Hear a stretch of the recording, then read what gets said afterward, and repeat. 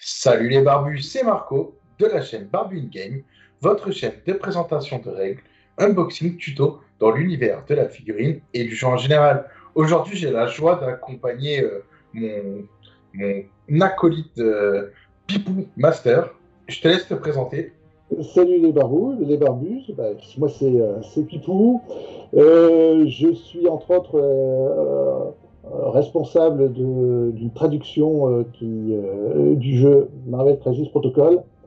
Et comme je suis un petit peu intéressé par l'univers des comics, je suis là pour vous en parler un petit peu dans le cadre de ce jeu. Donc voilà, comme il l'a dit, c'est lui le responsable de la traduction de la version française de Marvel Crisis Protocol et donc celui qui gère le bloc protocole de crise qu'on va mettre en lien dans la description. Donc là, aujourd'hui, on a décidé de vous présenter, en fait, on va faire quelques vidéos comme ça, on va vous présenter au fur et à mesure les figurines du jeu et un peu ce qu'on en pense, etc.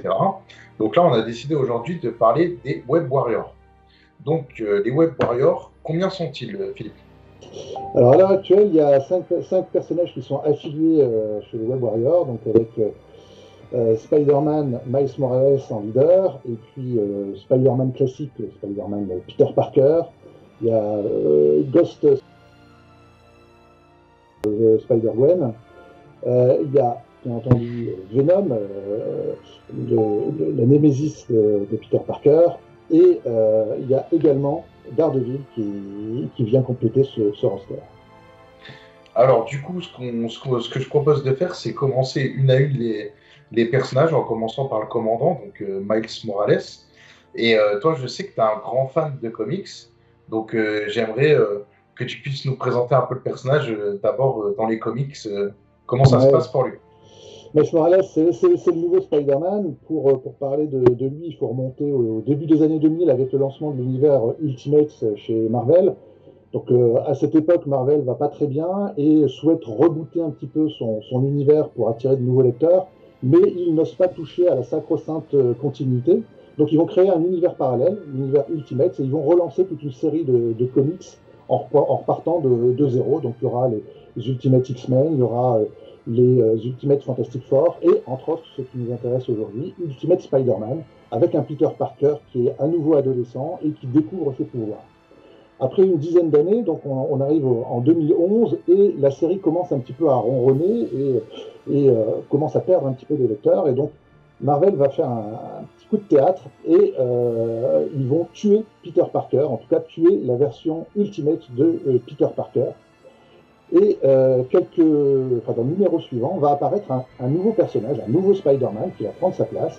Et on va découvrir que sous le masque de Spider-Man se dissimule un adolescent, un petit peu comme Peter Parker à son commencement, mais un adolescent qui est un métis latino-américain. C'est Miles Morales. Donc c'est Brian Michael Bendis, l'auteur, et Sarah Pichelli qui vont lancer ce personnage qui va connaître un vrai engouement.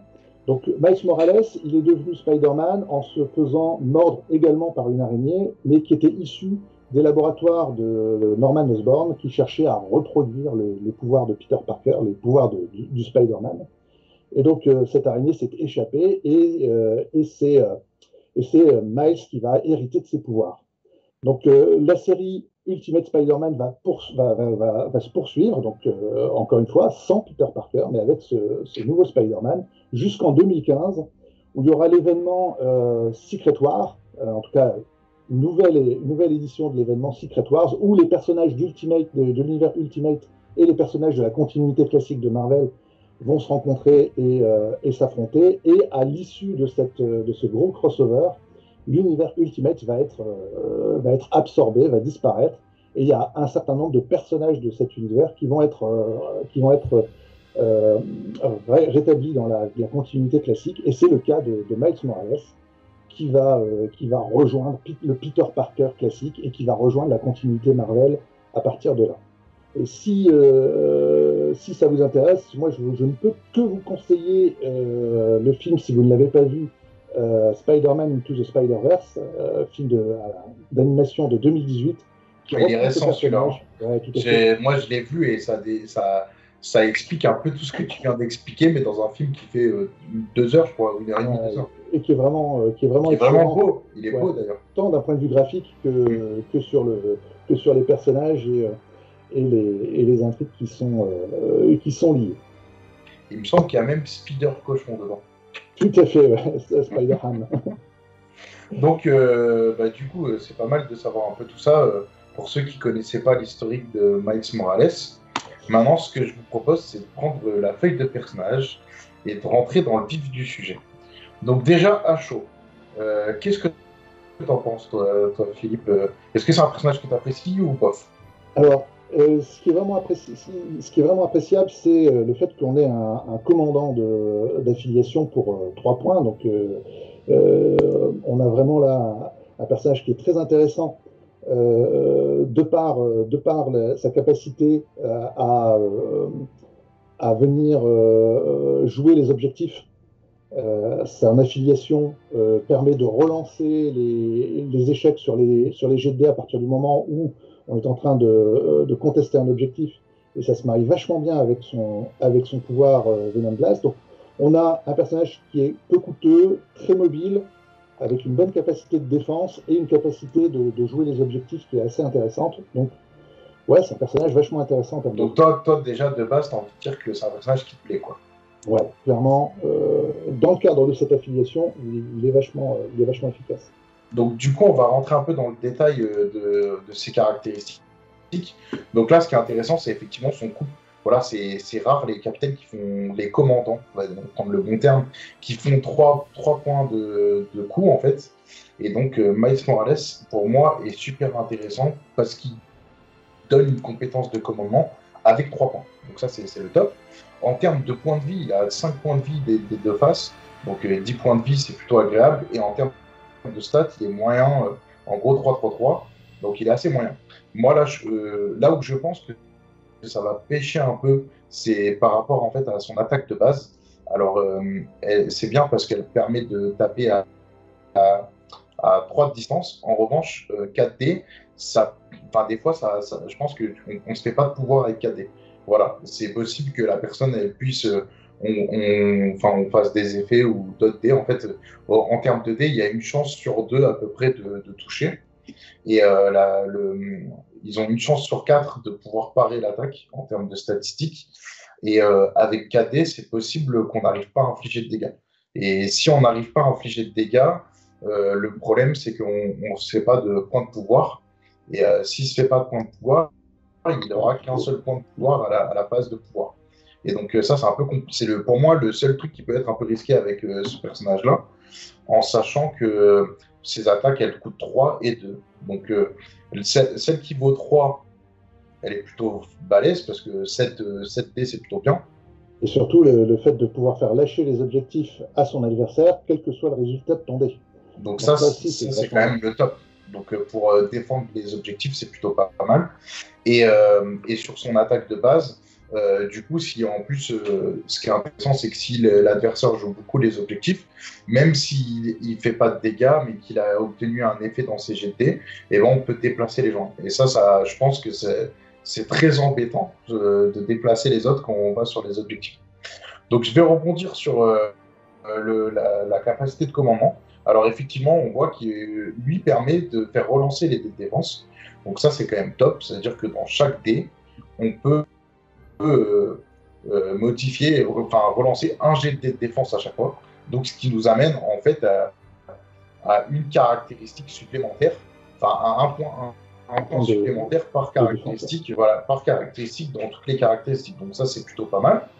Et derrière, si en fait on joue objectif et que notre équipe, on leur fait prendre des objectifs, et ben du coup, il nous permet de relancer aussi les crânes.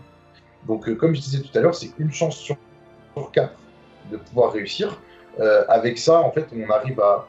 Si j'inclus les crânes, du coup, ça fait 3 chances sur 8. Et si j'inclus un dé de relance, ça fait 400. Enfin, ça fait toujours 300 sur 8 avec un relançable. On peut presque dire que c'est 4 chances sur 8, soit une chance sur 2 de parer une attaque. Et ça, c'est sachant que la plupart des personnages de cette affiliation ont également des capacités de relance avec le Spider Sense. ce qui les rend vraiment très difficiles à toucher, ou en tout cas, ça leur permet d'avoir une défense qui est bien supérieure à ce que l'on pourrait croire en regardant leurs stats. Ça, c'est sûr. Et surtout qu'on va voir que les guerriers de la toile, le Web Warrior, du coup, il y en a un qui est assez faible en défense psychique. Il me semble que c'est la psychique ou énergétique, je ne sais plus, et c'est Venom. Et je pense qu'avec énergétique, et avec cette affiliation-là, Venom devient beaucoup plus intéressant. Donc, pour continuer un peu les attaques qu'il propose, donc après on a Web Swing. Donc placer ce personnage à distance 3 de sa position actuelle. La prochaine fois qu'il effectue une attaque toile et coup de pied ce tour-ci, ajouter 2 dés à son attaque. Ce super pouvoir ne peut être utilisé une seule fois par tour. Donc ça, c'est quand même plutôt pas mal, comme je disais tout à l'heure. Le problème qu'il y a, c'est que 4 dés, c'est peu. Donc dès qu'il commence à avoir 2 de pouvoir, on fait la même attaque à 6 dés avec un lancé, c'est plutôt pas mal. Et après, oui.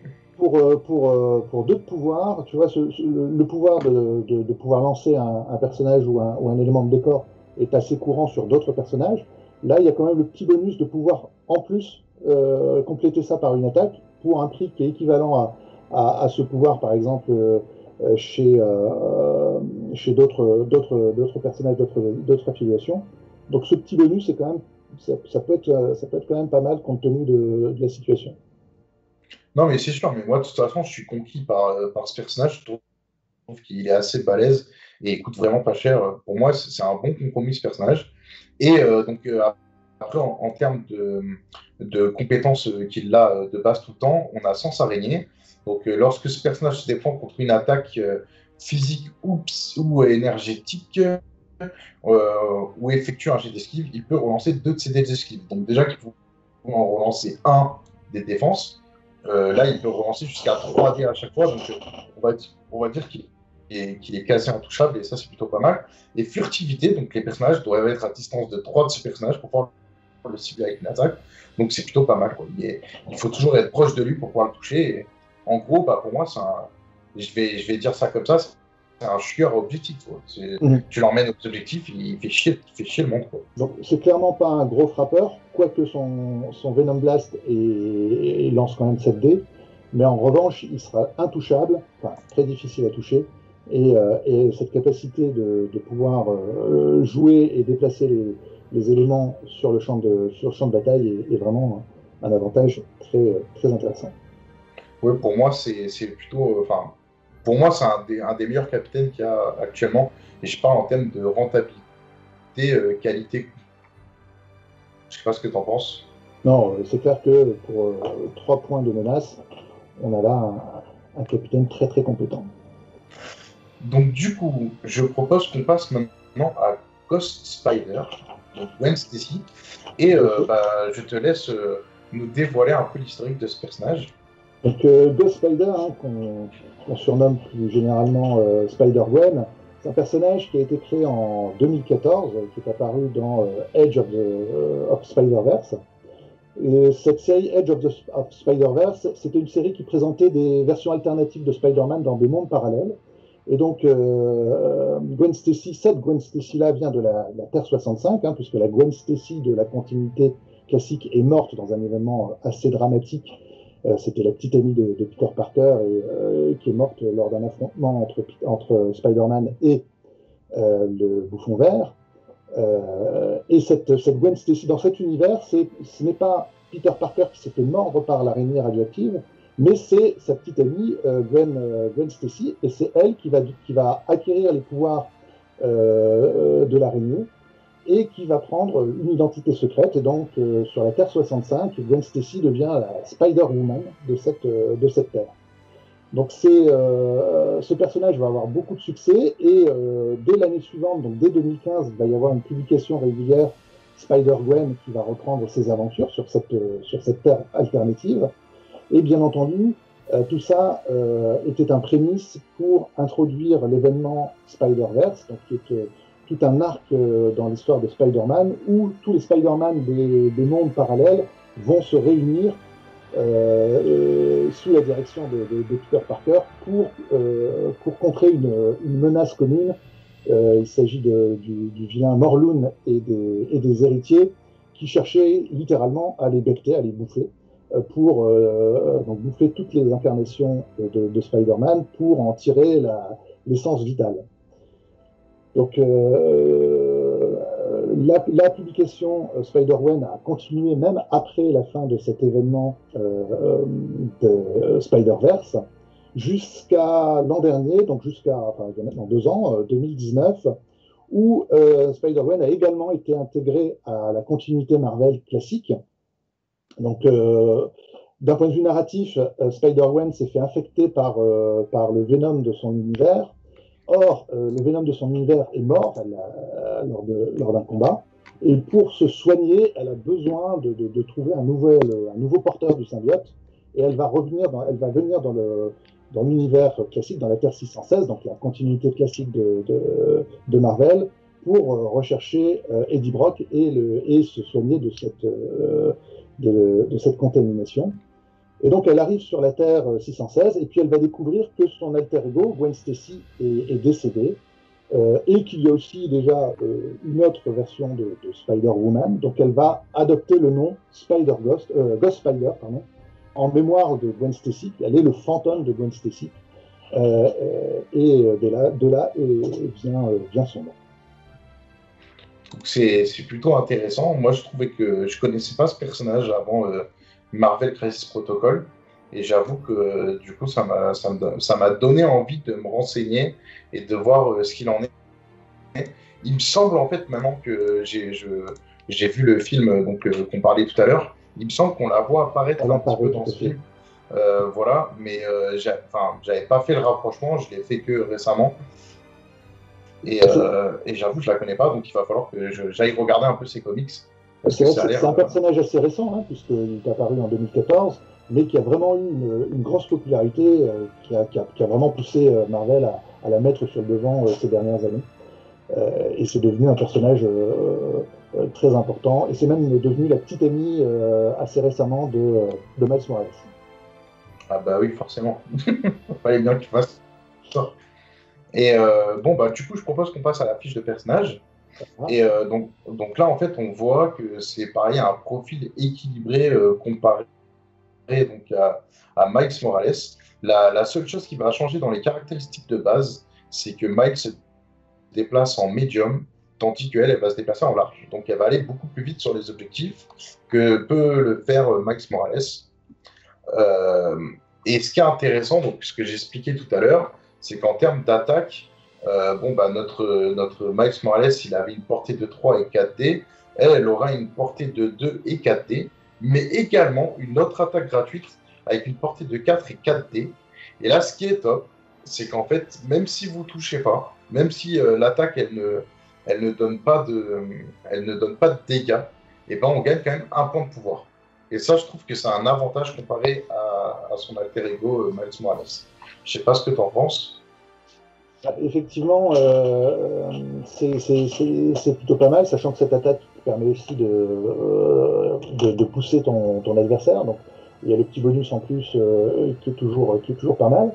Mais moi, j'aime beaucoup sa première technique, sa première attaque, qui est Spider Technique, par le côté modulaire. C'est-à-dire qu'en fonction de ce que tu as fait, si tu t'es déplacé avant, ou si tu vas avoir un bonus différent. Ou si tu l'utilises deux fois. Ou si tu l'utilises 2 fois, et ben là, ça passe une attaque gratos assez. Donc elle a quasiment 3 attaques différentes. Sans dépenser de points de pouvoir. C'est ça qui est intéressant. Non, elle est top. Et pareil, si elle s'est déplacée, elle peut avancer encore d'une distance L. Donc en gros, si elle se déplace, elle attaque et elle se redéplace. Et ben, elle s'est déplacée de 2 distances L, et ça, c'est plutôt pas mal.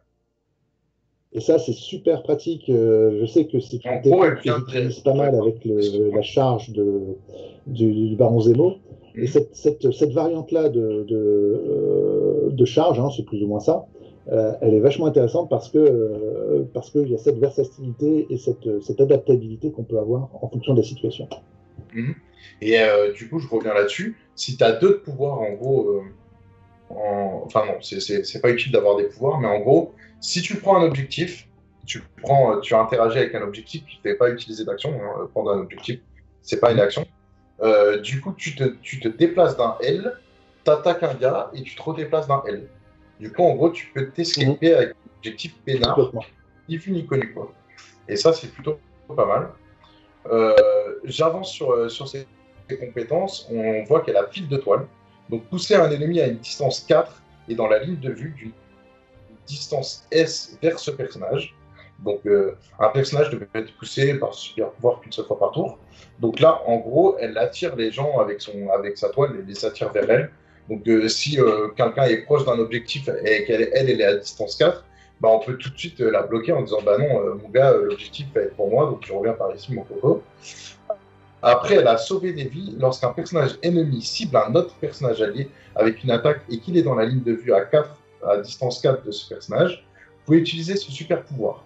Pousser le personnage ciblé vers ce personnage d'une distance S. Si après être repoussé, le personnage ciblé n'est plus dans la cible de l'attaque ou de la ligne de vue de l'attaquant, l'attaque prend fin. Si c'est pendant l'activation de l'attaquant, et que vous ne ciblez pas de multiples personnages, il peut effectuer une autre action à la place. Donc ça, c'est plutôt pas mal parce que ça peut être un garde-fou de tes collègues qui peuvent être faibles ou qui peuvent être blessés. Je vois, pour revendiquer les objectifs, il faut que les gars ils soient en bonne santé. Donc si tout de suite, grâce à elle, pour revendiquer des objectifs et quelqu'un s'acharne sur un personnage, tu peux toujours le retirer grâce à ça et de pas perdre le contrôle de ton objectif grâce à ça. Donc c'est plutôt pas mal. Après, c'est vrai qu'on n'avait pas précisé, mais ils ont tous monte en l'air. Donc en gros, c'est super facile de grimper sur les bâtiments, etc. Ce qui était un peu logique avec des hommes araignées, on va dire ça comme ça. Non, c'est vrai que ça leur donne tous une grande mobilité. Alors, sauf peut-être, on verra avec Venom qui est plus lent. Mais comme ses collègues, elle a une très très grande mobilité et la capacité de venir perturber les projets de votre adversaire en venant déplacer, que ce soit avec des pushes, que ce soit avec son fil de toile, venir déplacer et foutre le boxon sur le champ de bataille vis-à-vis de votre adversaire. Ça, c'est plutôt plaisant. Non, franchement, elle est plutôt pas mal. Et moi, en tout cas, voilà, je trouve que ce pack, en plus, c'est pas un des plus chers en termes de pack. Il est vraiment top, quoi. Enfin, pour moi, c'est un must-have à avoir dès le départ quand on veut acheter la collection. Bon, après, j'ai envie de dire, c'est bien aussi de jouer fluff et de jouer les personnages qu'on aime bien. Mais en tout cas, pour ceux qui sont fans de Spider-Man, vous pouvez y aller les yeux fermés, c'est plutôt top. Je propose qu'on regarde un peu aussi les cartes qui sont proposées avec ces personnages. Donc, on a une mission qui est à 18. Des hommes araignées envahissent la ville par des portails. Donc, du coup, il va falloir. Les joueurs gagnent 1 PV pour chaque portail qu'ils contrôlent lors de la phase nettoyage. C'est une mission à 18. Donc, c'est plutôt sympa par rapport à la boîte de base où il n'y a que des missions à 17. Donc, ça permet de faire un truc un peu plus gros. Je ne vais pas rentrer dans le détail de la mission. Après, on a You Have All You Have Got. Et donc, tout ce que vous avez en version française. Lorsqu'un personnage avec un niveau de menace de 6 ou moins doit recevoir un jeton d'activation à la fin de son activation, il peut dépenser 4 jetons pour jouer cette carte. Il ne reçoit pas de jeton d'activation. En gros, la personne, elle joue 2 fois. En revanche, en contrepartie, à la fin de la seconde activation, soit s'il était en bonne santé, il reçoit un jeton EBT, et s'il est blessé, il est mis KO. Donc en gros, ça peut être pas mal si on a vraiment un truc à protéger ou on est dans les derniers tours. Pour moi, c'est une carte qui peut être jouée. Et ce qui est bien, carte de la dernière chance. Ouais, voilà, une carte de la dernière chance où on fait une double activation, c'est plutôt pas mal. Et je pense qu'elle peut être jouée dans toutes les affiliations. Au final, il n'y a pas que l'affiliation des Web Warriors. Et après... Pour 4 énergies, c'est un petit peu coûteux, donc il faut s'être gardé ça jusqu'au bout, les 4 énergies jusqu'à la fin. Par contre, effectivement, ça peut être un petit chant du cygne, un petit retournement de situation au dernier moment. C'est assez rigolo à jouer. Ça peut être mal. Après, il ne faut pas oublier que dans le jeu, l'adversaire voit les cartes que vous possédez en termes de... Enfin, c'est une main ouverte, quoi. C'est pas une main fermée sur les cartes que vous possédez. Donc après, si l'adversaire a plutôt été attentif à ça, il va faire en sorte que ça ne sert pas à grand-chose, du moins. Mais bon, ça peut peut déceler certaines situations, et ça peut être pas mal. Après, les deux autres cartes que nous avons, c'est Emballer le tout et Barrière de toile. Donc, du coup, c'est les traductions en version française. Et ça, justement, c'est typiquement pour les Web Warriors. Donc, on a Emballé le tout. Un personnage Web Warrior peut dépenser 3 points pour jouer cette carte. Chaque personnage ennemi à 3 de distance du personnage jouant cette carte reçoit la condition spéciale ralentie. Lorsqu'un personnage allié Web Warrior attaque un personnage avec la condition spéciale ralentie, ajoutez 2 dés à son jet d'attaque. Donc là, on est toujours dans le concept de. Enfin, désolé d'être un peu grossier, mais c'est des chieurs à objectif. Là, jusqu'à présent, en fait, les gars, ils te repoussent, ils te contrôlent, ils te dirigent. Et là, en même temps, si tu leur envoies ça, bah, déjà, le seul défaut qu'ils ont un peu, on va rentrer dans le détail des autres, mais c'est qu'ils n'ont pas forcément beaucoup de dés, parce que c'est des personnages qui coûtent pas cher, donc pas beaucoup de dés d'attaque. Et là, en fait, on vient pallier à ce problème-là de dés d'attaque avec des cartes comme ça. Pour 3 de pouvoir, c'est que dalle. C'est clair que ce ne sont pas des gros frappeurs, donc il ne faut pas essayer de foncer tête baissée sur l'adversaire. Le but, c'est pas forcément de tuer les gens avec eux. Hein. Et de toute façon, comme le système de jeu est un système à objectif, et non pas un système de pure escarmouche, il faut vraiment bien réfléchir à la façon dont on utilise ces personnages et de quelle façon est-ce qu'on va gagner des points de victoire, plutôt que de foncer tête baissée sur son adversaire. En tout cas, cette équipe-là n'est pas adaptée à ce type de jeu, c'est clair. Ouais, donc j'avoue que, en tout cas, cette carte, moi, je pense qu'elle est essentielle dans un roster de Web Warrior. Je sais pas ce que tu en penses. Non, c'est un très très gros avantage. Le fait de pouvoir en plus avoir toute cette zone et bonus supplémentaire de pouvoir avoir des dés supplémentaires quand on attaque. Donc là, c'est un beau combo. Et donc derrière, on a donc la carte Barrière de toile. Barrière de toile, 2 personnages Web Warrior peuvent défoncer chacun un pouvoir pour jouer cette carte. Tant que ces personnages sont à distance 3 l'un de l'autre, ce round-ci, ils ne peuvent pas être poussés, lancés ou placés par un effet ennemi. Lorsqu'ils se déplacent, les personnages ennemis ne peuvent pas placer un gabarit de mouvement au-dessus de ces 2 personnages ou de la ligne tracée entre deux, sauf s'ils l'escaladent. Les personnages ne peuvent pas tracer de ligne de vue à travers ces personnages ou la ligne tracée entre les deux ce round-ci. Donc ça, c'est plutôt pas mal, parce que comme on a vu déjà à la base, les Web Warriors, c'est des mecs, il faut vraiment leur donner des pions objectifs. Donc là, pour moi, ça, c'est ce que j'appelle la sécurisation des objectifs. C'est-à-dire, mes potes, ils vont chercher des objectifs. Hop, j'en garde 2 qui font à peu près 3 de distance, c'est plutôt pas mal déjà, donc ils sont assez éloignés. Et hop, je fais une barrière de toile. Il n'y a plus de ligne de vue, il n'y a plus d'attaque. Pour passer, donc, soit on a en face de nous des montes en l'air ou des vols où ce soit facile pour eux de passer, soit si on a des mecs qui sont à pied, ils vont galérer parce qu'ils ont juste une distance S pour se déplacer. Et ça, en fait, toi, tu as le temps de te barrer avec les objectifs peinards. Et ça, c'est typiquement le type de manœuvre que j'adore parce que c'est très visuel, c'est très cinématique. On imagine bien ce qui se passe sur le champ de bataille et ça retranscrit bien l'ambiance des comics. Donc, c'est vraiment le type de carte qu'en tant que joueur, j'adore placer. Alors, du coup, ce qu'on voit, enfin, je tease un peu un truc comme ça, et j'avais vu sur des forums et j'ai entendu parler qu'en général, les dessins qu'on retrouve sur les cartes, c'est potentiellement des futures figurines qui peuvent sortir. Ouais. Et là, en fait, sur cette carte, on a Rhino, qui est un ennemi de Spider-Man et qui n'est pas encore sorti. Donc, du coup, potentiellement, ça peut être sympa. Et moi, très envie, ouais. Je sais, j'aimerais bien voir, je trouve que l'équipe de Green Goblin, enfin, j'aime beaucoup, c'est un peu les méchants de Spider-Man, l'équipe de Green Goblin. J'aime pas trop son pouvoir, mais en fait, le fait de faire qu'une équipe remplie de méchants de Spider-Man, ça me botte pas mal. J'espère juste qu'ils sortiront un autre commandant avec un pouvoir un peu plus sympathique, mais en tout cas, ça peut être bien de jouer ça. Ouais. Oh non, c'est très rigolo et très. Moi qui suis à fond dans le fluff, ça me plaît énormément. Alors, je propose maintenant qu'on passe à Peter Parker, de la boîte de base, et que tu puisses nous raconter un peu l'histoire de ce personnage. Moi, je pense que tout le monde connaît plus ou moins. Je ne vais peut-être pas rentrer dans le détail de l'histoire de Peter Parker, qui est quand même connu, qui a été exploité dans des dessins animés, dans des films, avec plus ou moins de justesse, plus ou moins de succès. Bon, Peter Parker, il est apparu, c'est un personnage qui a été créé par Stan Lee et Steve Ditko, ça, je pense que tout le monde le sait, qui est apparu en 62 dans Amazing Fantasy. Plutôt que de parler vraiment du personnage, moi j'ai envie de vous parler de quelques arcs qui sont vraiment intéressants et qui valent vraiment le coup d'être lus. Si on parle d'éléments récents, tout l'arc autour de Superior Spider-Man était très sympa. Le Superior Spider-Man, c'est le Docteur Octopus qui s'empare du corps de Peter Parker, de Spider-Man,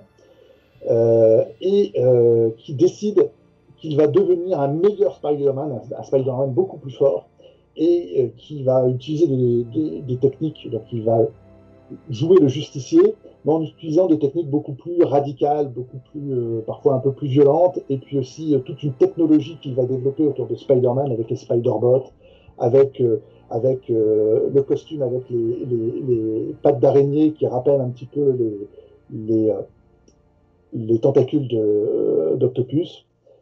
Et puis, on va développer comme ça un petit peu la philosophie et la psychologie d'Octopus, et je trouve que c'était très intéressant par cette approche-là.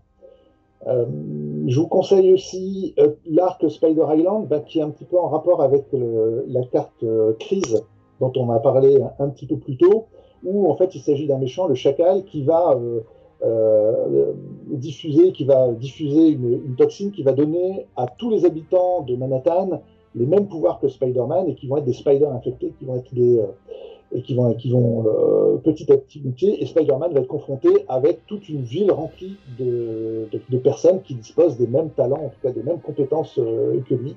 Donc ça, c'est plutôt pas mal.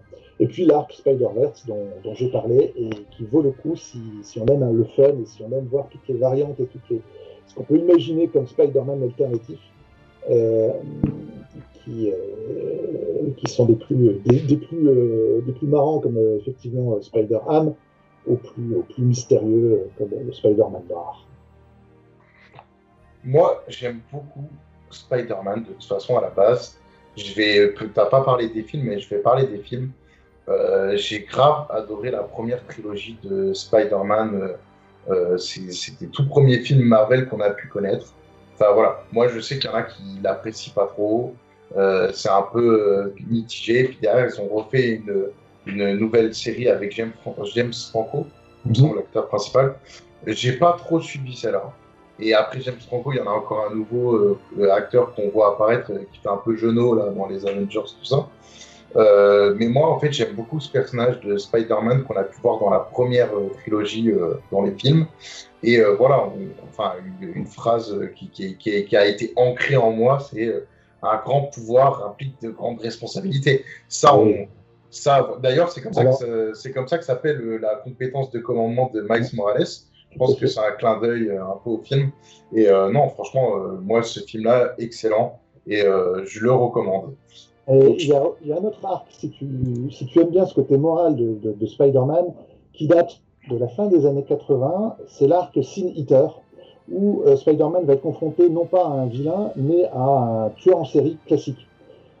Et entre autres, ce tueur en série, le Sin Eater, va tuer un officier de police, une femme officier de police dont Peter Parker était proche. Et donc Peter Parker va partir à la chasse de ce tueur en série, il va le trouver, il va manquer de le tuer tellement il est en quête de vengeance, et il va être retenu à la dernière minute par Daredevil, qui va lui dire attention, tu es un héros, tu ne dois pas te comporter comme ça. Et ensuite, il va être confronté à une foule en délire qui va vouloir venir lyncher le Sin Eater. Et Spider-Man, Peter Parker, va être face à un drame, un problème moral de se dire, est-ce que moi, en tant que héros, je dois protéger ce meurtrier qui a tué mon ami, ou est-ce que je dois laisser la foule le lyncher et s'en occuper? Et le juger, ouais. Et voilà. Et donc, on est vraiment là dans ce qui fait vraiment la force de Spider-Man, à savoir toujours mais il est toujours confronté à des choix compliqués, ouais. Tout à fait, des choix comme sauver ta femme ou sauver la foule, quoi. Toujours compliqué. Très intéressant, je regarderai. Merci Philippe. Je propose qu'on passe à la carte de personnage de Spider-Man. Comme on peut le voir, il a plus ou moins les mêmes caractéristiques que Gwen Stacy. En termes de caractéristiques de base, on a du 5 en point de vie, il se déplace en large, taille 2, 3-3-3. Donc c'est un peu ce qu'on retrouve chez les Web Warriors. À la différence, c'est que Gwen Stacy vaut 3 et lui vaut 4. Et là, tu vas me dire, mais punaise, pourquoi Spider-Man vaut 4? Donc je te laisse un peu débattre. Moi, je suis convaincu Honnêtement, de ce personnage. même si j'aime beaucoup ce personnage, je trouve pas que effectivement le surcoût soit réellement justifié, même si avec son attaque Webtizer, elle est plutôt sympa. Il y a la même capacité de pouvoir bousculer un peu le champ de bataille avec ses fils de toile et la catapulte de toile qui est assez intéressante. Mais pour autant, moi, je suis pas convaincu par ce personnage, entre autres par son coup de 4, qui, comparé à d'autres personnages de son affiliation, ne me semble pas, à première vue, justifié. Mais je suis très curieux d'entendre ton avis. Je vais donner mon avis. Déjà, de base, je vais le justifier comme ça en disant, je sais pas s'ils y avaient pensé à la base, mais je pense que oui. Si on fait les Web Warriors et que celui-là aurait valu 3, tu aurais une base de Web Warrior à 3 figurines à 3 points, c'est-à-dire 9 points. Donc tu aurais eu l'affiliation Web Warrior pour 9 points et tu aurais pu prendre deux autres figurines. Je vais prendre au hasard dans le jeu des figurines qui sont plutôt pas mal rentables à 3. Donc tu aurais eu par exemple la Asgardienne Valkyrie qui est plutôt pas mal et Baron Zemo. Et ben là, tu vois, s'ils avaient laissé un personnage comme Spider-Man à 3, tu avais une équipe à 15, mais pété. Parce qu'ils auraient eu de l'esquive en plus avec les Web Warriors. Et en fait, j'aurais trouvé le jeu trop déséquilibré si tout de suite, avec une base de 3 personnages à 9 points, on aurait pu faire ça. Donc, clairement, le 10 points, en fait, le fait qu'il y ait un point supplémentaire, je pense que c'est dans l'équilibre de ça. Après, comparé aux autres, on va aller plus loin. Lui, au niveau de son coup de base, il va avoir un dé supplémentaire. Il passe de 4D à 5D. Donc, c'est déjà un peu mieux que les deux autres. Par rapport à sa deuxième attaque qui est Kratos, on a Impact de toile qui va taper à 4. Donc, pareil, qui va être quand même assez chiant si tu as un mec qui s'est ramené dans les objectifs ou dans les zones. Donc là, on n'en a pas parlé, mais je vais pas. Pour moi, la faiblesse de cette équipe, ça va pas être de gérer les objectifs, ça va être de gérer les contrôles de zone. Parce qu'ils sont faibles et ils peuvent vite crever, même s'ils ont beaucoup d'esquives et compagnie. Si en fait tu tombes sur un scénario où tu n'as pas beaucoup d'objectifs à aller chercher, où tu as un objectif, par exemple détenir l'agence Skrull, et ben là tu vas être embêté parce qu'il y en a un seul qui pourra bien faire des esquives. Par contre, les autres, ils ne feront pas d'esquives. Et la seule problématique qu'on peut avoir avec eux, c'est dans le contrôle des zones. Donc c'est là où ils vont être faibles. Les Web Warriors vont être faibles sur le contrôle des zones parce que du coup, si en face on a des gros balaises, tout de suite, ça va être compliqué de leur faire descendre leur point de vie et compagnie. Donc pour moi, c'est là où ça pêche. Et là, ce qui est intéressant avec Spider-Man, c'est que son attaque, elle va permettre de repousser toute cible de taille 2 direct. Et avant d'infliger les dégâts, donc en gros, tac, tu contrôles la zone. Ok, moi je vais pas venir te fracasser parce que je peux pas te fracasser avec les Web Warriors. Par contre, je vais tout le temps t'éloigner de la zone. Voilà, c'est gratos. Hop, tu m'embêtes, je peux t'en éloigner 2 fois. T'as 2 par tour. Hop, et moi j'ai 2 mecs et je prends la zone. Et ça, pour moi, ça justifie le x4. C'est un point qui était compliqué dans les Web Warriors et c'est un point qui vient pallier ça. Après, on continue avec ce qu'il a. Donc, on a Toile Taser. Donc, c'est une attaque à 6, donc c'est plutôt cool. Pour 2 points, si cette attaque inflige un dégât ou plus, le personnage reçoit la condition étourdi. Donc, je crois qu'étourdi, tu perds une action, si je ne me trompe pas. C'est ça, oui. Donc, voilà, on est toujours dans le concept de c'est des chiens objectifs. Ils arrivent, papa, ils foutent un peu la merde et après ils se cassent. Fil de toile, repousser un personnage à 4 de distance d'une distance S vers ce personnage. Un personnage ne peut être repoussé par ce pouvoir qu'une seule fois par tour. Donc là, c'est exactement la même capacité de Gwen Stacy. Toile catapulte, choisissez un élément de terrain interactif de taille 2 ou moins et à portée et lancez lancez-le à une distance S, ce super pouvoir ne peut être utilisé qu'une seule fois. Donc là, c'est ce que tu expliquais tout à l'heure, que Miles Morales, il pouvait en plus un peu relancer un gars en plus. Là, c'est la même chose, sauf que ça te coûte 3. Donc, Ouais. Mais bon, il y a cet effet quand même où on peut moduler quelque chose, et on est toujours dans le concept de je veux contrôler une zone pour 3 points. Je balance un mec de taille 2 ou moins, bah clairement, il emmerde les autres, quoi. Et pareil, sens de l'araignée, c'est quand même pété. Avec sens de l'araignée plus la capacité de Miles Morales, bah, je suis désolé, il va être compliqué à pétave. Et là, je vais un peu plus loin dans la défense. Leur seule défense qui est vraiment compliquée, c'est la défense psychique. Donc eux, ils vont être faibles sur les contrôles de zone et sur la défense psychique. Après, le reste sont plutôt pas mal. Certes, ils vont pas trop faire de dégâts, mais dans ce jeu, on joue pas la table rase en général. Hein. C'est clair. Donc, qu'est-ce que tu en penses? T'es un peu plus convaincu ou pas par les 4 points ou toujours pas? Bah, de toute façon, si je joue les Web Warriors, je ne peux pas me priver de Peter Parker par principe. On est d'accord. Par principe. Je reste tout de même mitigé sur son coup. Soit effectivement, ça permet de rééquilibrer un petit peu cette équipe en termes de coups. Elle aurait été trop pétée si t'avais que des cas à 3 dans l'affiliation. Là, le problème, c'est que tu as 2-3 et 3 de 4. 3 de 4. Ouais. Et t'aurais eu 3 de 3, mais c'était pété. C'était la meilleure affiliation. Bon, après, vous me direz, Gardien de la Galaxie, avec comme affiliation, tu as les 3 personnages. Donc, tu as Star-Lord à 3, Gamora à 3, je crois qu'elle fait 3, et Nebula à 2. Bah, eux, pour 8, tu as déjà le corps T'as déjà le corps, mais bon, elle est nettement moins bien la capacité de commandement de Star-Lord que la capacité de commandement de Miles Morales. Parce que je crois que celle de Star-Lord, il faut que tu dépenses des trucs pour que ça t'obtienne des trucs. Là, c'est une capacité à 3 et elle est active pour tout le monde et elle fait gagner direct des trucs, quoi. T'as pas besoin de dépenser de la thune, entre guillemets, enfin des pouvoirs pour pouvoir l'utiliser. Donc, du coup, je propose que l'on passe au personnage suivant, qui est Venom.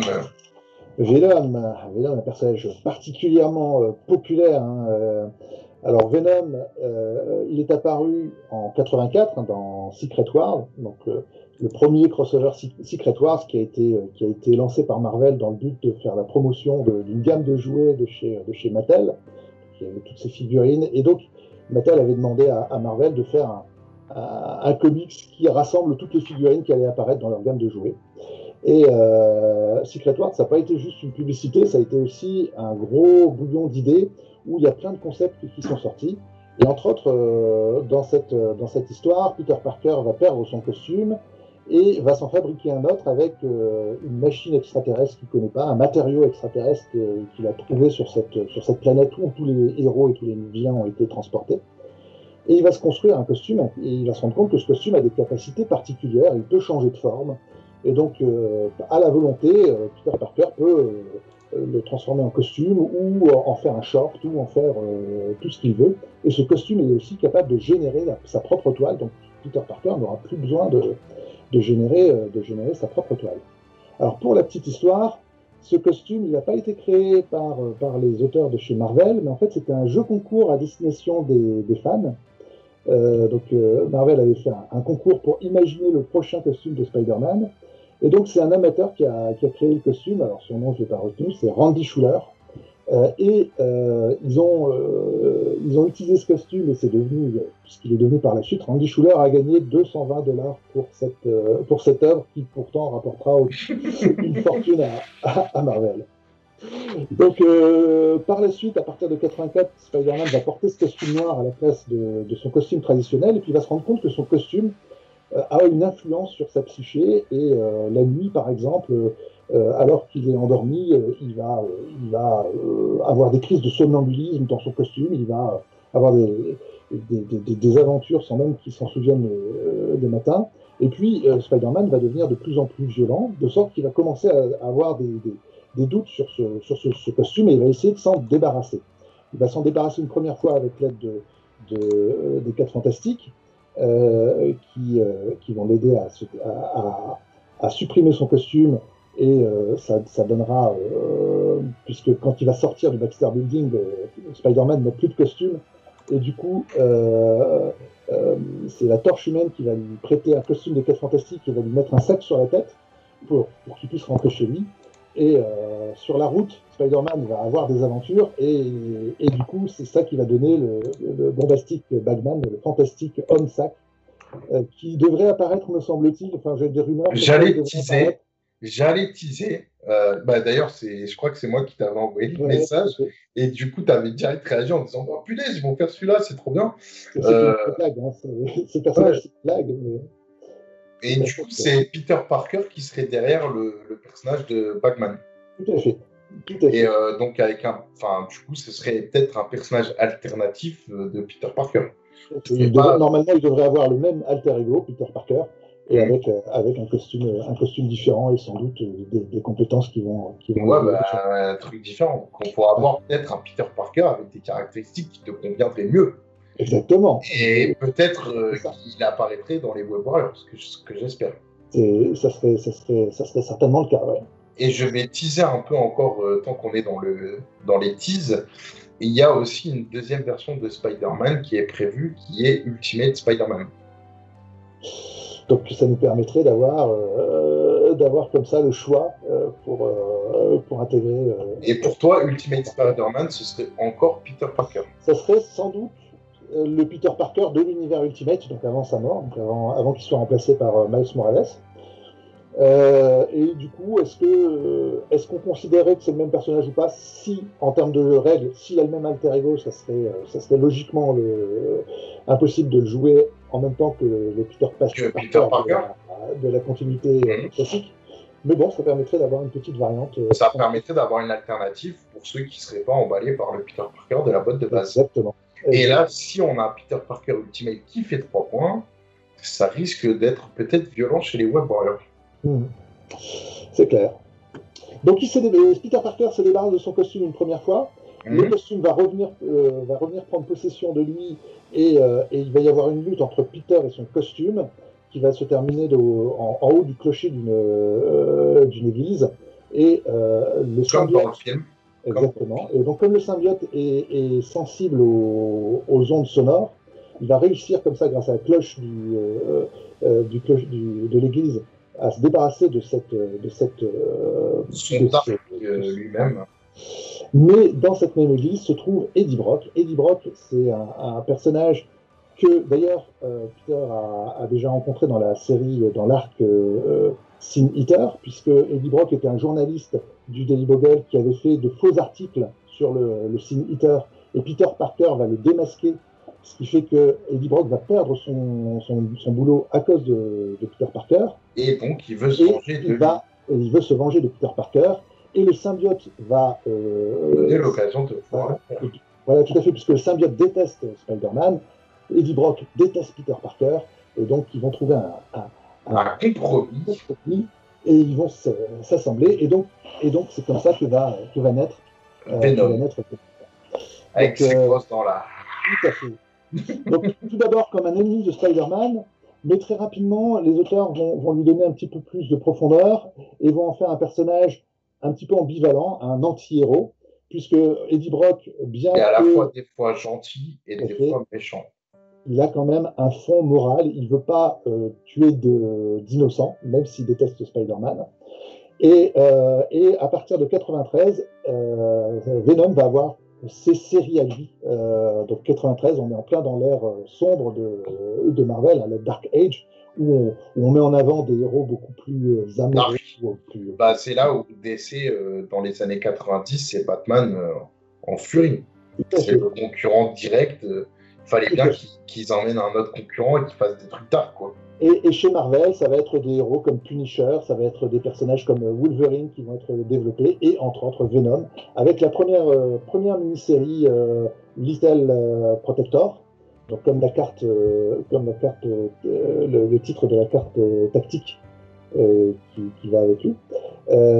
Et plutôt que de faire de longues séries à la Spider-Man, ils vont faire plutôt plein de mini-séries de 6 épisodes avec des histoires complètes. et des pauses entre chaque, ce qui fait que c'est facile à prendre en cours. Et donc il y a plein de mini-séries. La première est vraiment excellente, Lethal Protector. Mais c'est parmi les anti-héros, Venom est, je trouve, l'un des plus intéressants.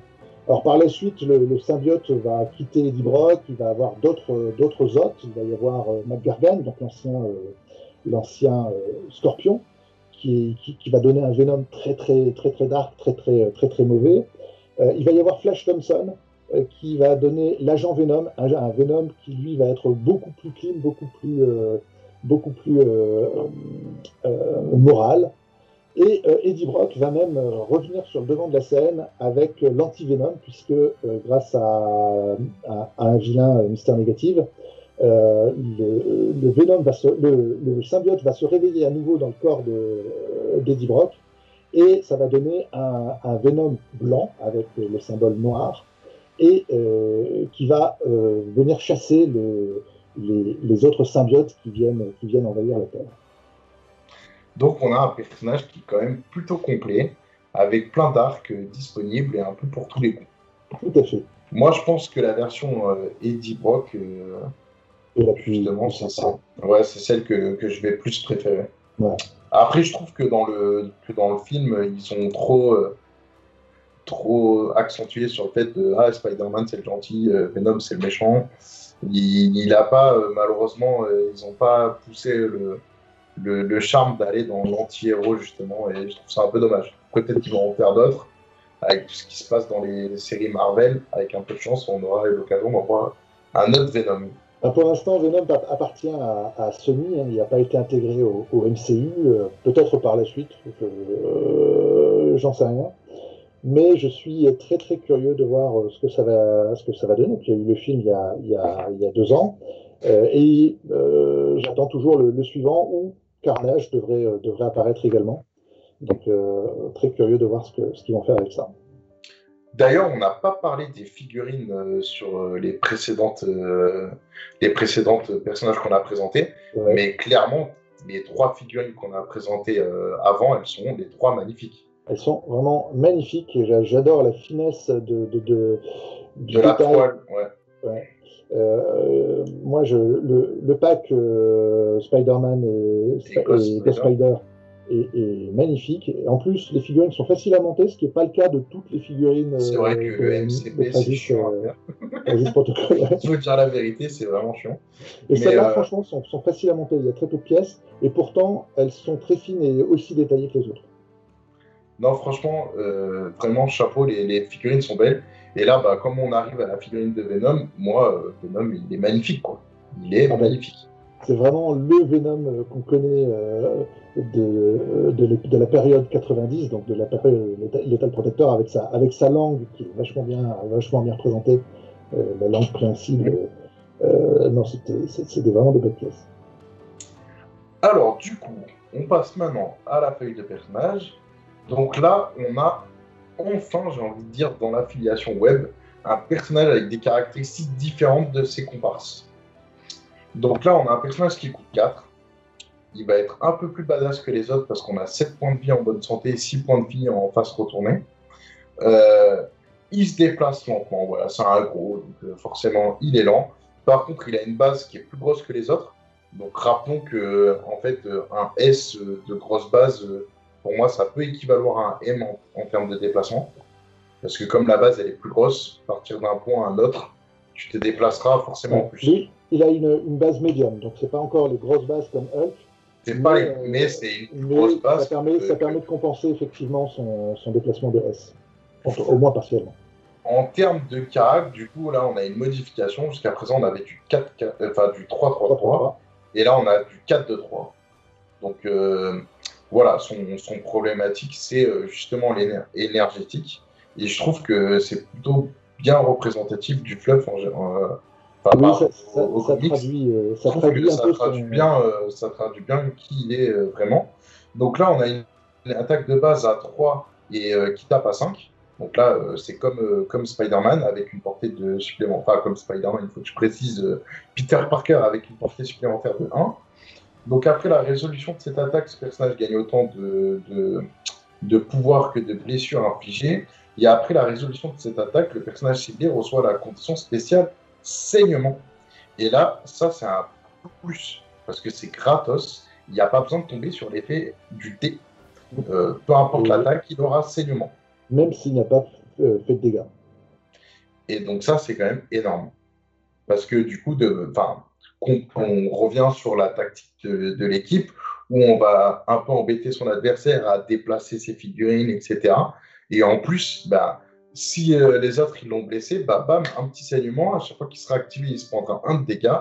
Et à un moment donné, on va faire en sorte que, pour des personnages qui ont une santé moyenne, on va dire 5 ou 4, entre 4 et 5, du coup, en 3 tours, avec une attaque bien placée, on va dire, en 3 tours, tu les mets sur la phase blessée. Une fois qu'ils sont sur la phase blessée, ils ne peuvent plus revendiquer la sécurisation d'une zone. Et comme j'expliquais tout à l'heure, c'est là où l'équipe, c'est compliqué de la gérer.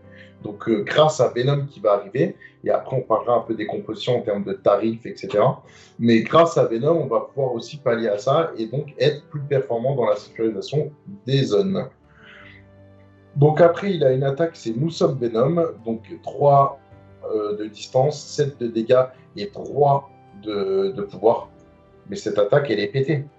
Cette attaque, elle va pouvoir nous recharger d'un point de vie pour chaque blessure qu'on va infliger. Clairement, affilié avec la première carte que j'ai présentée tout à l'heure, comme quoi ça lui fait 2 de plus, pas 2 dés d'attaque de plus. On est à du 9D, donc notre petite Venom, il est peut-être faible en énergétique, mais s'il est sur le point de crever, bam, 3 points de pouvoir. Avec cette petite carte bien placée, on peut le remettre full life. Non, là, on a le tank de l'équipe. En tout cas, même s'il n'est pas aussi comparable à d'autres tanks dans le jeu, par rapport à cette affiliation. C'est un tank polyvalent. Ouais. C'est pas un tank, quoi. C'est pas un... Tout à fait, ouais, c'est ça. C'est pas un pur tank, mais en tout cas, il peut avoir ce rôle-là dans le cadre de cette affiliation. Donc après, on a Rage Clintar pour 3 points de pouvoir. Lors de la prochaine attaque effectuée par ce personnage, lancez un dé supplémentaire pour chaque critique dans le jet de défense de la cible. Ça peut être pas mal. Moi, je trouve ça cher. Après, ça dépend ce qu'on cherche. Mais je trouve ça cher. Mais en gros, ça permet de remettre peut-être une touche. Reparlons des stats de base. C'est une chance sur 2 de toucher, une chance sur 4 de parer. Donc quand le mec il a sorti ses critiques et qu'il a paré, hop, on lui remet une chance de foirer ses parades. C'est plutôt pas mal. Piège de toile. Pousser un personnage ennemi à portée 4 vers ce personnage d'une distance M. Un personnage ne peut être poussé par ce super pouvoir qu'une fois par tour. Donc là, on est pareil. Il attire les personnages vers lui. Donc on est toujours dans le même concept des Web Warriors qui déplacent les gens. Et que je pense que ça, si vraiment on joue que là-dessus, je pense que tu deviens ouf, quoi. Enfin, moi, tu déplaces mes figurines toutes les 5 minutes, j'ai prévu une tactique, tu vas commencer à me faire chier, mais de ouf. Après, on a Tandamuse-Gueule pour 2 points. Après la résolution d'une attaque ciblant ce personnage, il peut utiliser ce super pouvoir. Si l'attaquant se trouve à une distance 3 de ce personnage, peut effectuer une attaque contre l'attaquant. Ce super pouvoir ne peut être utilisé qu'une fois par tour. Donc ça, c'est cool. Ça veut dire, en gros, si tu veux me le cibler et que tu veux me le péter, je mets 2 points de côté. Et en gros, je te mets une petite tannée, quoi. Donc si en gros, j'ai attaqué un personnage qui après s'active et que moi je pars toujours sur le personnage moyen. Le personnage moyen, il a 5 points de vie. En gros, si tu l'as mis à 3 ou à 2, je pense pas qu'il va... Et que tu as gardé 2 points de pouvoir. Parce que si tu l'as mis à 3, tu lui as fait perdre 2 points de vie. Donc si tu as utilisé l'attaque de base, tu t'es fait tes 2 pouvoirs. Je pense pas qu'il va venir t'attaquer. Il va pas tenter de le faire. Et c'est là où en fait la défense de 2 énergétiques, c'est moins un problème avec Venom. Tu vois ce que je veux dire? Tout à fait, ouais. Et après, on a sa capacité infinie. C'est lorsque ce personnage attaque, le personnage défenseur ne peut pas modifier cette défense. Et là, pareil, c'est top. Et ça, c'est un reflet d'une des capacités de Venom par rapport à Spider-Man, puisque le symbiote a gardé le souvenir des pouvoirs de Spider-Man et il annihile le sens du danger de Spider-Man, le Spider-Sense. Donc Spider-Man ne voit jamais Venom arriver Et donc c'est traduit en termes de règles par cette capacité à empêcher l'adversaire à relancer ses dés de défense. Alors, moi, par rapport à ce personnage, je l'aime beaucoup. Pour moi, c'est un. Après, on va parler en termes de coût de composition, mais c'est le personnage à mettre en plus quand on veut passer à 4 Web Warriors. Donc, pour moi, il est essentiel à avoir dans cette faction de Web Warrior. Et pareil, il vient avec 2 cartes. Donc, Lethal Protector, protecteur mortel. Lorsqu'un personnage ennemi cible un personnage allié à 3 d'un Venom, Venom peut dépenser 2 pour jouer cette attaque. Placer Venom à 1 du personnage allié. Donc là, on peut pallier à son problème de déplacement qu'on parlait tout à l'heure. Et Venom devient la cible de l'attaque, vu que c'est un tank, hein, ce que tu disais tout à l'heure. Donc il va pouvoir récupérer. Donc ça, c'est top. Et en plus, si on a 3 points de pouvoir en réserve, ça va permettre de tanker l'attaque et de garder un de ses copains qui était un. Parce que c'est vrai qu'ils esquivent, mais si tu n'as pas de chance dans les dés et que tu ne fais pas d'esquive, ils vont vite être à court de points de vie, ce qui va permettre de les laisser sur leur première phase qui est plus importante pour le contrôle des objectifs. Et donc là, de tanker et de faire une attaque où après tu peux te régénérer tranquillement. Et après, on a une Uneasy Allies. Désolé pour mon anglais pourrave. Donc, alliance difficile. Et là, on voit, donc, c'est pendant leur activation, s'il y a un Spider-Man ou Venom, cible un personnage avec une attaque, ils peuvent chacun subir une blessure et ils ajoutent 3D à leur jet d'attaque. Donc ça peut quand même être pas mal pour fracasse un gars qui nous fait chier, quoi. Donc c'est plutôt pas mal. Et on est d'accord, les 2 personnages peuvent subir chacun un dégât, ajouter 3D au jet d'attaque, donc c'est au jet d'attaque soit de Spider-Man, soit de Venom. Donc c'est plutôt pas mal. Et je précise que c'est Spider-Man, donc ça peut être à la fois Miles Morales comme Peter Parker. Donc ça, c'est plutôt pas mal. Et pareil, en teasing, on a un petit dessin de Carnage sur la carte. Et il fait partie aussi des annonces qui devraient sortir cette année. Donc je pense que peut-être Carnage, je pense pas qu'il soit affilié au Web Warrior, parce que c'est un méchant. Non. Mais il pourra être affilié avec Bouffon-Vert et éventuellement être un nouveau commandant de l'affiliation des méchants de Spider-Man. À voir. Qu'est-ce que tu en penses? Carnage est plutôt un solitaire, je le vois mal en commandement. Mais pourquoi pas, on verra. On verra. Donc moi, j'ai un peu tout dit sur Venom. Est-ce que tu as quelque chose à ajouter? Non, donc effectivement, moi, le point faible de Venom, ça va être sa mobilité. Hein. Ça va être le fait qu'il soit S, même si c'est compensé par la taille de son socle, le rend beaucoup moins mobile par rapport à ses petits camarades. D'autant que Webcrawler, donc le mont en l'air, ne va pas lui servir à grand-chose. Bah non, parce qu'il a un gros socle. Voilà. Et du coup, peut-être qu'il ne pourra pas se caler sur un bâtiment puisque son socle va dépasser. Quoi. Oui, et puis le fait d'être mont en l'air lui permet de ne pas avoir à escalader, sauf que il se dépêche déjà avec une vitesse S, donc il n'y a aucun intérêt, aucun gain à escalader ou non un obstacle. Donc c'est vraiment le seul point fort. Le seul point faible, par contre, effectivement, avec sa forte endurance, avec cette capacité de guérir et cette capacité aussi à frapper plutôt pas mal, hein, avec un 7, ça en fait un personnage qui est vraiment très, très complémentaire avec le reste de l'affiliation. Ouais, moi je suis plutôt pas mal. Je propose qu'on passe. Enfin, je suis plutôt pas mal. Je disais, le personnage est plutôt pas mal. Moi aussi, je suis plutôt pas mal. Hein. Lapsus révélateur, tu sais. Du coup, je propose qu'on passe à Daredevil. Alors, le dernier personnage à date dans cette affiliation. Ouais, c'est un petit peu bizarre de l'avoir associé avec. Je vais juste le teaser dès le départ. Voilà, moi, je suis pas fan. Hein. Qu'on se le dise direct. Voilà, je suis pas fan. Le film était bidon. Si on veut dire, si on critique un peu les films, le film de Daredevil était bidon et le film d'Electra qui est sorti après encore plus bidon que Daredevil. Non, mais ça, on va l'oublier très vite. Je suis tout à fait d'accord. Le film avec Ben Affleck est très très dispensable. Donc Daredevil, c'est un personnage qui a été créé en 1964 par Stan Lee et Bill Everett. La particularité de Daredevil, c'était que c'est un super-héros aveugle. C'est un handicapé, quoi.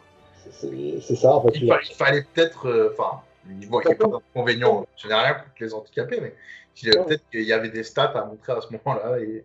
Non, je pense que c'est plus dans l'optique de Marvel au moment du lancement de l'âge d'argent des comics où ils vont créer vraiment des personnages avec des faiblesses naturelles. Par exemple, Spider-Man est un adolescent qui a des problèmes d'adolescent. Les X-Men sont rejetés la société. La société. Iron Man va avoir des problèmes cardiaques. Donc tous ces personnages qui ont été créés à cette période-là ont à la fois des super pouvoirs, mais aussi des faiblesses pour qu'on puisse s'identifier tout simplement au personnage. Tout à fait. Et donc Daredevil, c'est Matt Murdock dans le civil. Donc il est avocat la journée et justicier la nuit. Et dès le départ, il y a un petit côté social, on va dire, puisqu'il va défendre vraiment les faibles, il va défendre le peuple, que ce soit en tant qu'avocat que en tant que justicier. La série aura pas trop... Juste une petite question rapide. Du coup, il est devenu aveugle, il me semble, ou il était déjà aveugle de base? Non, effectivement, c'est dans son enfance, il va sauver, me semble-t-il, une vieille dame qui traversait la rue et qui allait se faire renverser par un camion. Voilà, et il se prend en fait du liquide, un produit chimique qui le rend aveugle. Le rend aveugle, mais qui va décupler ses autres sens. C'est pas vrai, donc je retire ce que j'ai dit tout à l'heure, c'était pas un handicapé à la base. Il a eu un accident et du coup, je pense qu'après, il a dû se rééduquer et c'est là qu'il a développé ses super pouvoirs, entre guillemets, en tout cas, ses super sens. Ce produit dont il va être aspergé va décupler les autres sens. Donc il va être aveugle, mais il va avoir une super ouïe, un super odorat, un super toucher et même un espèce de sens radar qui va lui permettre de détecter les obstacles à proximité. Ce qui fait que grâce à cette capacité-là et à son entraînement, il va pouvoir avoir cette activité de super-héros par la suite. Et entre autres, son père, qui était boxeur, va refuser de s'allonger contre de l'argent dans un match truqué. On lui avait proposé de s'allonger. Et son père va refuser de s'allonger et il va être tué par les mafieux qui l'avaient soudoyé. Et donc, il va y avoir ce côté très mafia, très problème de rue. Donc, c'est vraiment l'archétype. C'est là où on voit, je pense, le caïd, ça va venir un peu plus tard, puisque la série marchait moyennement. Ça n'a jamais été un héros de premier plan. Non, c'est pas un héros de première classe. Dans les années 80, où tu vas avoir un dessinateur, Frank Miller, qui à l'époque commençait un petit peu à... J'allais en venir, pour moi, Batman est 10 fois mieux. Voilà. Et donc, Frank Miller, en fait, va prendre en main il va arriver sur la série en tant que dessinateur, mais très rapidement, il va vouloir y mettre sa patte et il va demander à intervenir sur le scénario. Il va être le scénariste principal. Et donc, c'est vraiment Frank Miller qui va donner ses lettres de noblesse à Daredevil. Il va lier Daredevil au caïd, qui va avoir beaucoup plus d'importance, et le caïd va vraiment être développé. Caïd était au départ un ennemi de Spider-Man. Kingspin, s'il y en a qui n'ont pas fait le rapprochement avec la figurine. Tout à fait. Et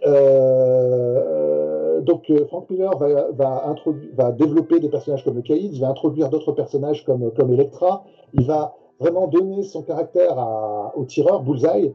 Bullseye, au départ, c'était un vilain de seconde zone. Et c'est vraiment dans cette série de Daredevil où on va le voir créer vraiment un personnage sadique, violent, avec une psyché très dure et très poussée.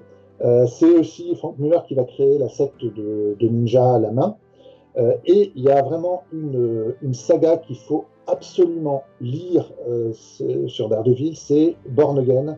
C'est le caïd qui va découvrir l'identité secrète de Matt Murdock et qui va s'attaquer à la fois à Daredevil et à la fois à Matt Murdock dans le civil et qui va le foutre à terre. Matt Murdock va finir clochard, il va finir à moitié fou et il va y avoir une renaissance et un côté très Donc Frank Miller va insister beaucoup sur le côté catholique de Matt Murdock, et donc le côté très religieux et cette renaissance qui est presque charismatique, qui est absolument magnifique, et qui est aussi, alors si tu n'as pas aimé le film, je le comprends, mais par contre, je t'invite à regarder la série Netflix, qui est Ça, on excellente. m'en a dit du bien.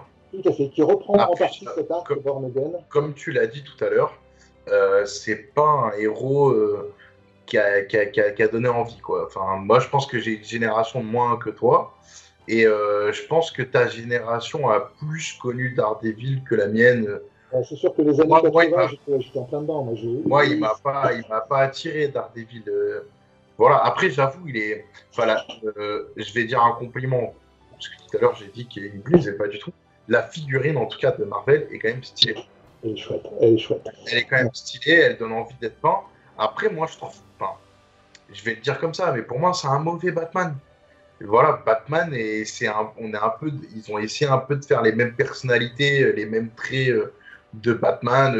Je le vois Oui, bien, non. des villes, ouais, enfin, tu sais, avec sa voix grave, je vais tous vous défoncer, un peu comme Batman. Et puis après, tu as parlé de Frank Miller, il lui a fait du bien, mais Frank Miller, il a aussi fait The Dark Knight.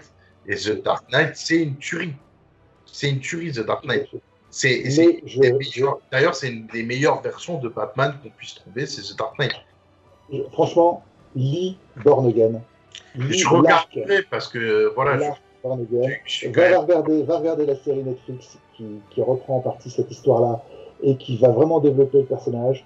Moi, c'est un personnage pour qui j'ai de l'affection et c'est encore une fois comme Spider-Man, un personnage qui est toujours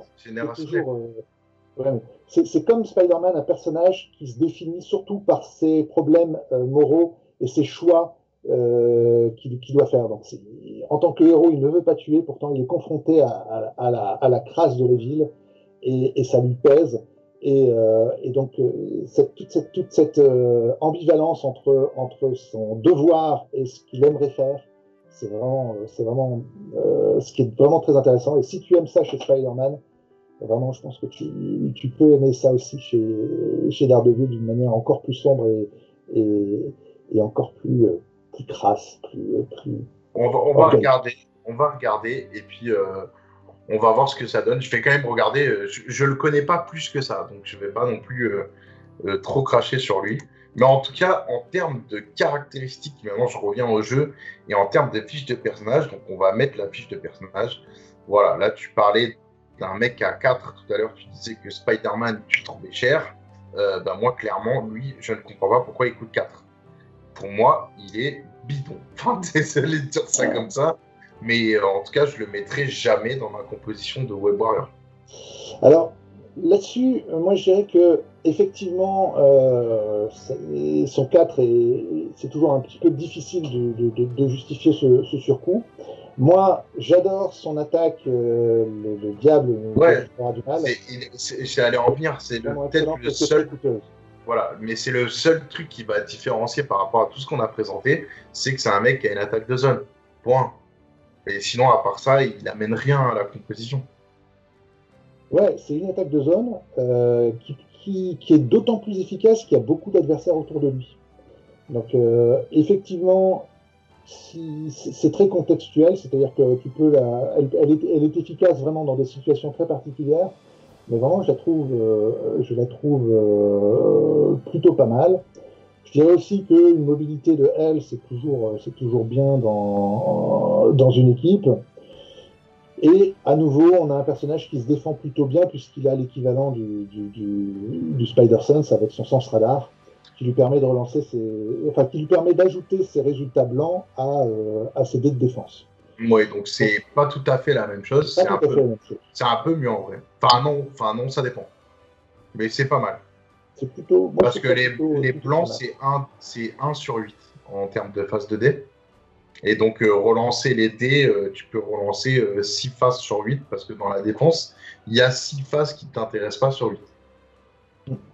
Donc, voilà, ça se dispute. En termes d'attaque. Je suis d'accord qu'il n'est pas. Il n'est pas ouf. Il n'est pas ouf. Après, voilà, pour les fans de Daredevil, on ne joue pas forcément tout le temps pour les compètes, pour gagner. pour les fans de Daredevil, voilà, la figurine, comme je reviens, elle est vraiment belle. Donc là-dessus, il n'y a pas de sujet. Mais bon, après, en termes de caractère, voilà, on a 5 points de vie, il se déplace en L. Bon, c'était un minimum, hein, je pense, c'est 3-3-3, donc on a les mêmes stats que Spider-Man. En termes de coup, 2-5-0, je crois que c'est exactement pareil que Spider-Man. Oui. Bon, il est tourdi. Pareil, il a une attaque qui permet de ignore les lignes de vue et le défenseur ne bénéficie pas de couvert. Bon, ça peut être intéressant. Et il repousse le personnage. On est toujours dans le concept de truc de zone. L'attaque que tu as dit, elle est plutôt pas mal. Donc, cette attaque ajoute 2 dés à son jet d'attaque pour chaque ennemi non hébété à 2 de ses personnages. Après la résolution de cette attaque, le personnage ciblé est repoussé d'une distance S. Ça, c'est cool. On revient tout à l'heure. C'est le seul avantage de ce personnage, c'est que s'il y a plein de mecs qui contrôlent une zone et puis lui, il arrive au milieu, il les fracasse tous et en plus, il aura pas mal de dés. Après, ce qui est plutôt utile dans un scénario de ce personnage, si on compte, il y a 2 personnages autour de lui, ça lui fait 6 dés. Donc, c'est pas non plus de ouf. Hein, donc, voilà. L'homme sans peur, après la résolution d'une attaque ciblant ce personnage peut effectuer ce super pouvoir si l'attaquant est à 2 de distance de ce personnage peut effectuer une attaque de coup le ciblant. Donc là, on a un peu un même principe de contre-attaque de Venom, mais en moins bien, parce que son attaque, elle est moins bien que Venom. Sens radar, on en a parlé, et monte en l'air. Bon, pour moi, il n'a pas Sachant que sur sa face blessée, il a une différence. Donc, il perd l'homme sans peur et il gagne le diable de Hell's Kitchen.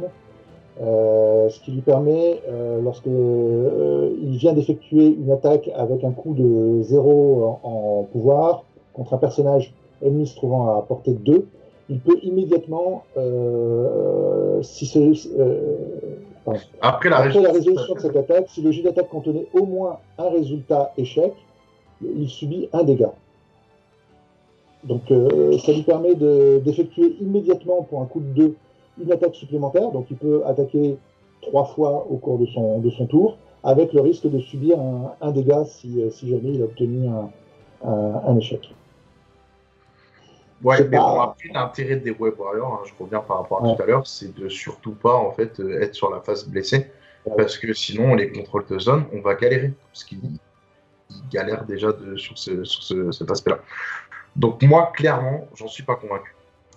Maintenant, voilà, on n'est pas toujours obligé de jouer les personnages parce qu'on les trouve forts, mais plutôt parce qu'on les aime bien et qu'on les veut voir dans notre équipe. Alors, je suis d'accord pour dire que ce personnage est pas génial. Je n'irai pas jusqu'à dire que il est bidon. Mais c'est vrai que dans le cadre des Web Warriors, c'est pas le personnage que j'intégrerai le plus facilement. Sans doute plus facilement dans l'équipe des Defenders, parce que grâce à au capacité de commandement du docteur Strange, il peut gagner plus facilement des points de pouvoir, ce qui va lui permettre de placer plus facilement son attaque, le diable nous délivrera du mal. Et même son attaque, il faut qu'il ait au moins 2 gars dedans, et 2 gars, ça fait 6 dés, donc c'est pas ouf. Il y a des mecs qui tapent beaucoup mieux que ça.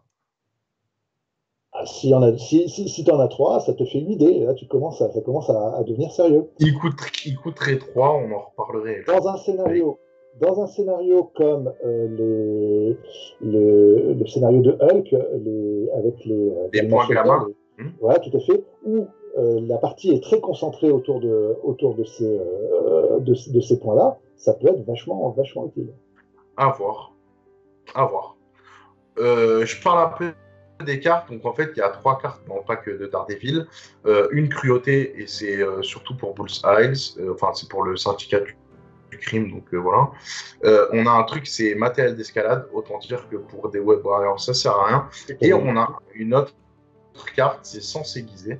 Pendant l'activation d'un personnage, il peut dépenser 10 pour jouer cette carte. Les ennemis ne peuvent pas bénéficier du super pouvoir furtivité, et ce personnage ignore les lignes de vue lorsqu'il réalise une attaque au cours de cette activation. Ça coûte trop cher. Non, c'est pas 10, excuse-moi, je pense que c'est une erreur de frappe. C'est une erreur de frappe. C'est un pouvoir. Un pouvoir, ça peut être utile. Il va falloir qu'on corrige cette carte-là. Effectivement. C'est pas encore le temps de faire les corrections de celle-là, mais il va falloir qu'on puisse les faire. Donc oui, bah, pour un pouvoir, ça peut être sympa, et surtout que c'est non affilié. Donc on peut le donner à un autre personnage que Daredevil.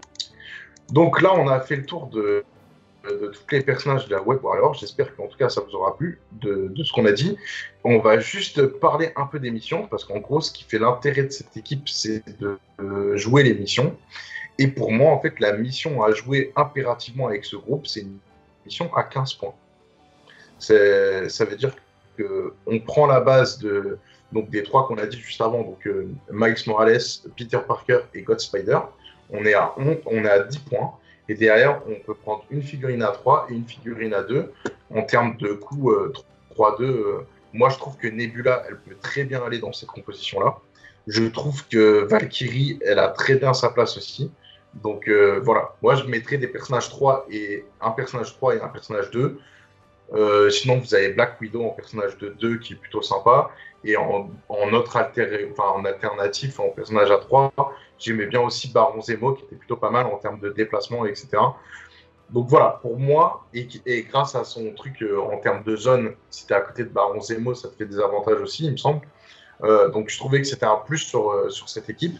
Et si quand je jouerais cette équipe, je mettrais en priorité des scénarios de coup 15 pour pouvoir parce que 15 au final c'est pas beaucoup.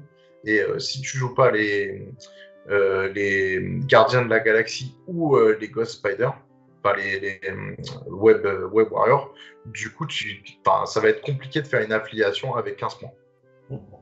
Et d'une manière générale, mais dis-moi ce que tu en penses, moi je trouve que cette équipe est très adaptée au scénario d'extraction.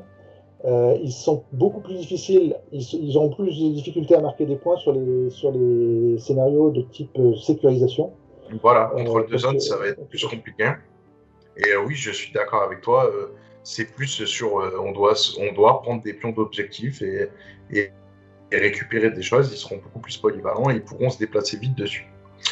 À partir de 16 points, on peut faire intervenir Venom. Donc c'est ça qui est intéressant. Donc à 15 points, on a les 3 de base, comme j'ai dit, plus une figurine à 3 et une figurine à 2. Et là, à partir de 16 points, tu peux avoir les 3, la figurine à 4 et une figurine à 2. Okay. Donc c'est plutôt pas mal. Il y a 17, bah, tu peux mettre Venom plus une figurine à 3. Après, je pense qu'arriver à 18 ou 19, il faut faire un roster. Parce que là, c'est intéressant, parce qu'on a parlé de ces personnages-là, mais en gros, il faut toujours qu'il y ait au minimum 3 figurines pour avoir l'affiliation, voire 4. Donc en fait, si tu as 4 figurines, 2 que tu peux mettre dans le commun, donc la figurine à 2 et la figurine à 3, et reprendre 4 autres figurines d'une autre affiliation pour si tu devais jouer des scénarios qui sont plus élevés en termes de coût de PV, de points de personnage. Moi, je pense que eux, c'est vraiment utile pour jouer les scénarios 15, 16. Ça va être perturbant pour l'adversaire. Plus, j'irais plutôt peut-être dans l'autre partie de mon roster que j'aurais fait avec eux. Qu'est-ce que tu en penses ? Non, je suis d'accord. C'est vrai que c'est quand même une équipe qui va être plus difficile à placer sur des scénarios avec un nombre de points très élevé. Quand on est sur du 19 où il y a quelques scénarios à 20 points. C'est vraiment l'équipe que j'ai envie de placer sur des scénarios à 15-16 points, où leur mobilité va permettre de jouer très très rapidement, d'avoir un jeu très très dynamique. Donc moi je suis en phase avec ça. Et du coup, c'est une équipe que tu utilises souvent ou pas trop ? J'ai fait quelques parties avec, c'est pas l'affiliation que j'ai c'est pas ton affiliation de cœur, on va dire. Voilà, c'est ça. C'est vrai que moi j'aime beaucoup, je serais plutôt côté Defenders, j'aime bien les personnages qui permettent d'encaisser beaucoup, enfin qui permettent de générer beaucoup de points de pouvoir. Surtout les points de pouvoir pour pouvoir utiliser les capacités le plus possible. Maintenant, j'aime bien les buffs, quoi. Ouais, c'est ça. Donc c'est pas l'affiliation que je joue le plus. Par contre, c'est effectivement sans doute celle pour laquelle mon cœur balance le plus. Bah pour moi, pour résumer, voilà, c'est mon équipe plus ou moins coup de cœur. En fait, c'est on va dire la première affiliation que j'ai voulu jouer et j'ai mis en priorité l'achat de ces figurines.